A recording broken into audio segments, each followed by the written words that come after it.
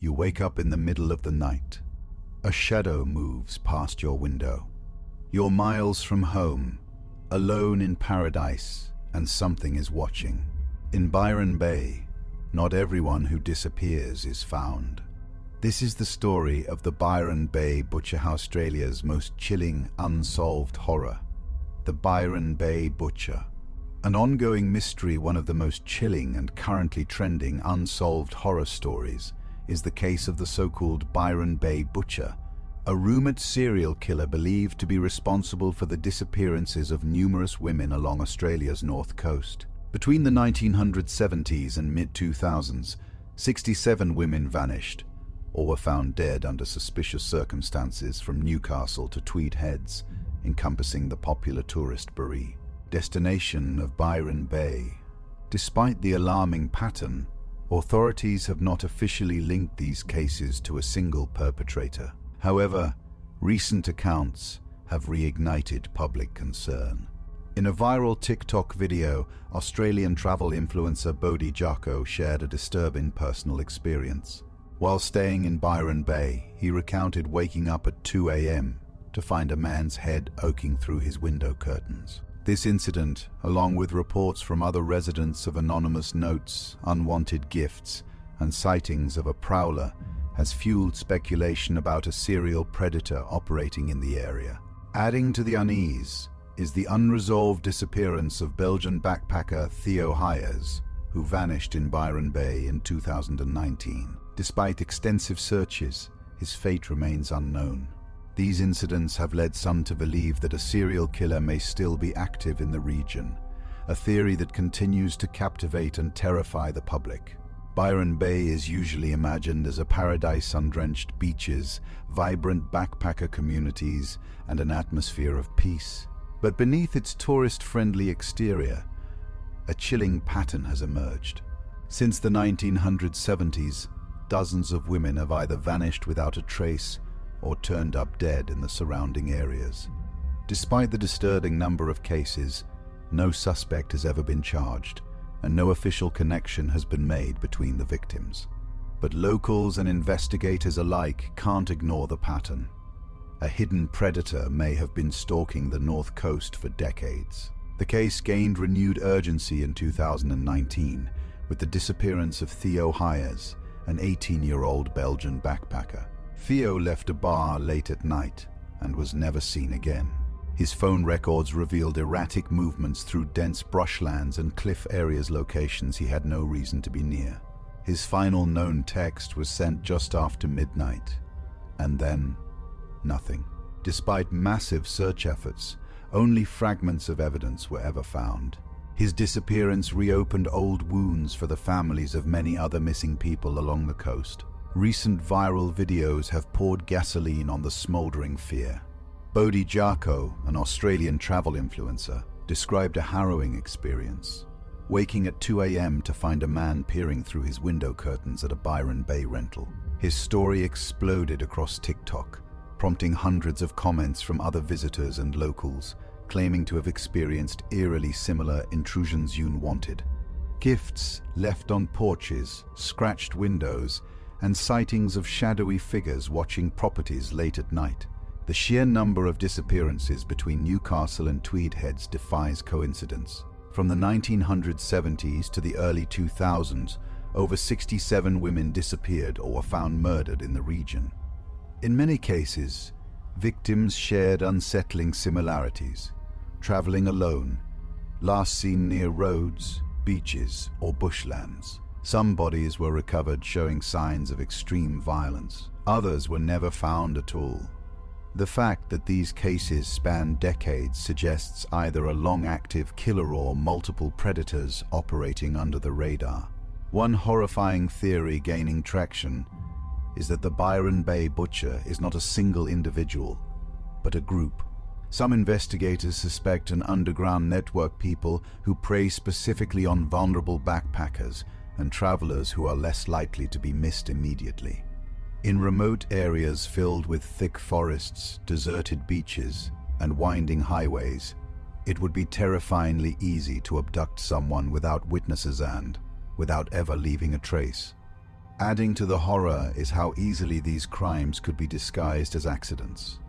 In Byron Bay, drownings, falls, and getting lost in the vast national parks are common enough explanations. Authorities have often ruled early missing persons cases as misadventure, despite the growing sense that something far more organized, far more predatory, may be responsible. Some families of the missing have expressed deep frustration at the lack of urgency shown in investigations. There have even been whispers among locals of remote, killing fields, vast, secluded stretches of wilderness where bodies could be dumped, hidden by nature's cruelty.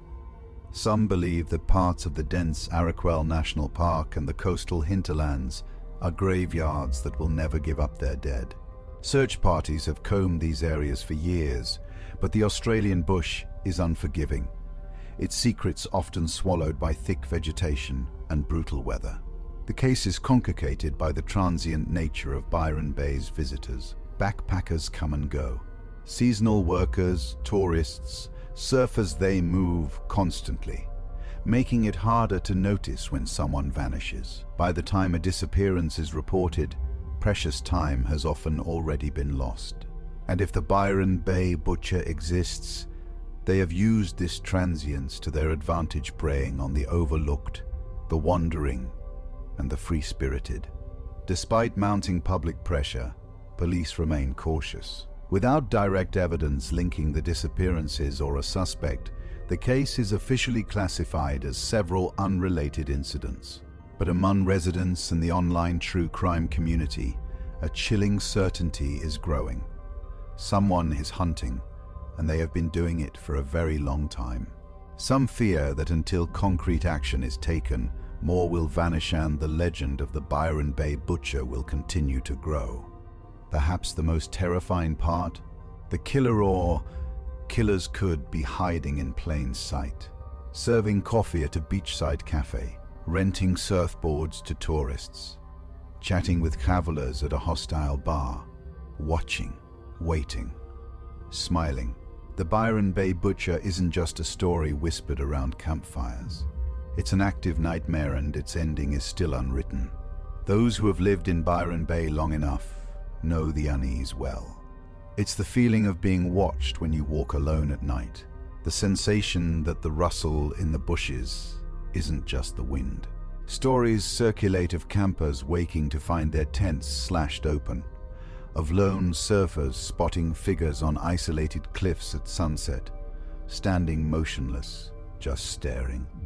It's a dread that creeps under your skin, growing stronger the longer you stay. Even more unsettling are the reports from other backpackers who have narrowly escaped strange encounters. One tourist described hitchhiking near Byron Bay and being picked up by a driver who smiled too much, asked questions that made her skin crawl about whether anyone knew where she was, how long she'd be traveling, if she'd told her family her route. She trusted her instincts, lied about a boyfriend waiting for her at the next stop, and asked to be let out. She later found out she had vanished from CCTV shortly after the driver had taken an unseen road away from her drop-off point.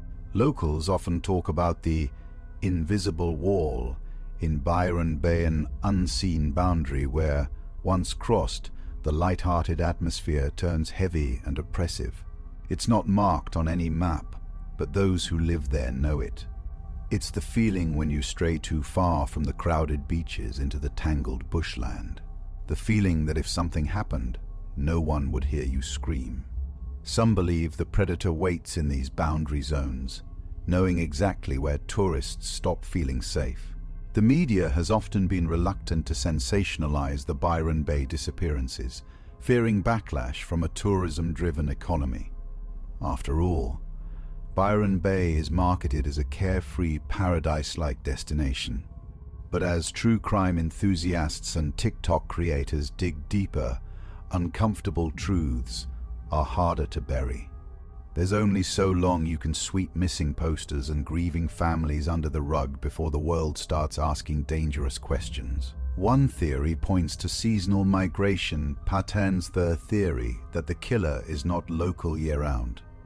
Instead, they blend into the backpacker or festival crowds during Byron's high season, moving from city to city along the Australian east coast.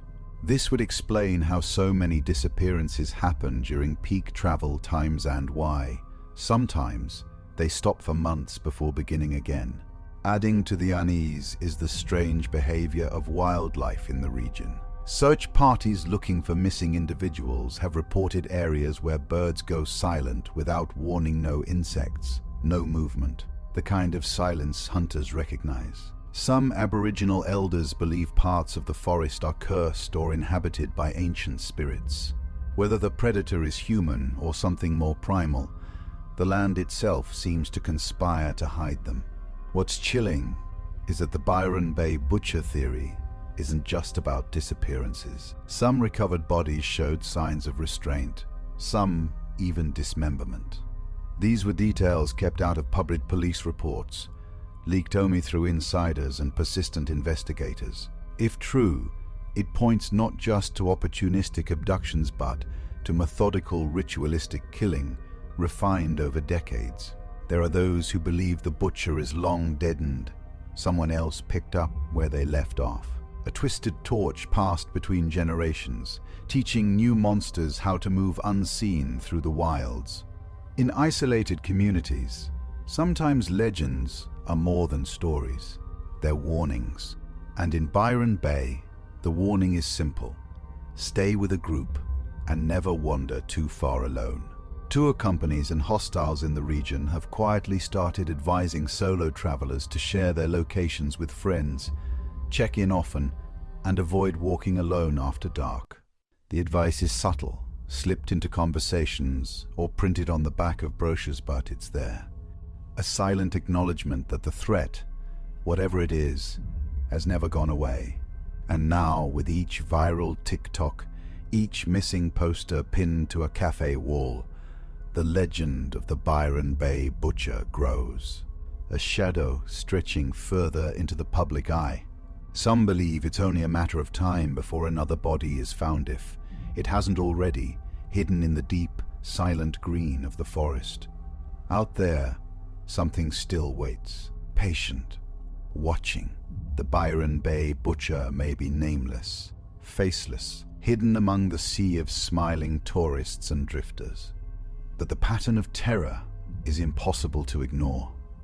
Disappearances that leave no clues, shadows that linger too long on lonely roads, warnings whispered in hostile kitchens and beachside cafes.